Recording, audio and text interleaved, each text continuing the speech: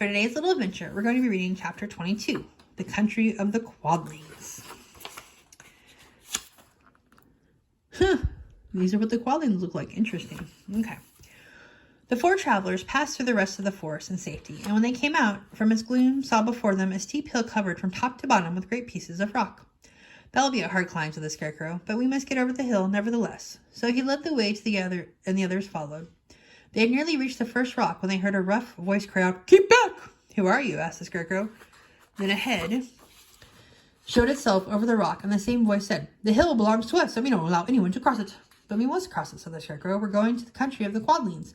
"But you shall not," replied the voice, and there stepped from behind the rock the strangest man the travelers had ever seen. He was quite short and stout, and had a big head, which was flat at the top and supported by a thick neck full of wrinkles. But he had no arms at all, and seeing this, the Scarecrow did not fear that so helpless a creature could prevent them from climbing the hill. So he said, "I'm sorry not to do as you wish, but we must pass over your hill, whether we like it or not." And he walked boldly forward. As quick as lightning, the man's head shot forward, and his neck stretched out until the top of the head, where it was flat, struck the Scarecrow in the middle and sent him tumbling over and over down the hill.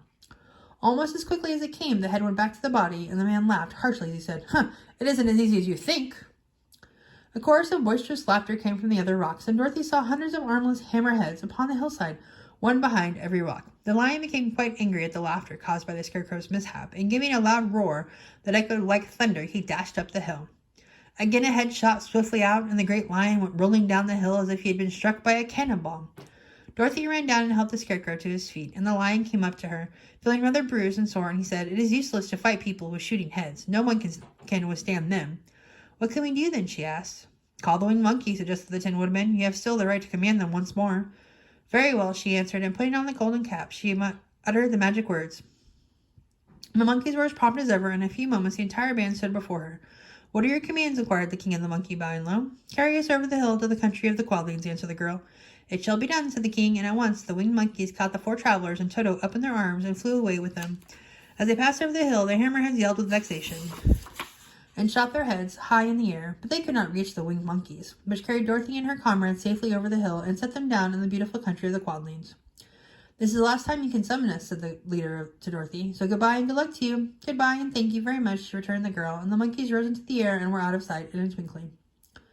The country of the Quidlings seemed rich and happy.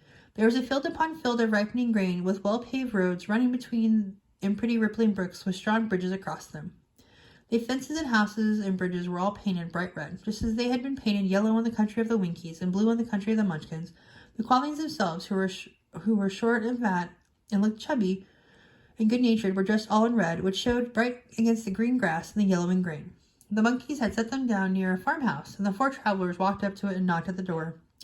It was opened by the farmer's wife, and when Dorothy asked for something to eat, the woman gave them all a good dinner, and with 3 kinds of cake and 4 kinds of cookies, and a bowl of milk for Toto. "How far is it to the castle of Glinda?" asked the child. "It is not a great way," answered the farmer's wife. "Take the road to the south, and you'll soon reach it." Thanking the good woman, they started afresh and walked by the fields and across the pretty bridges until they saw before them a very beautiful castle.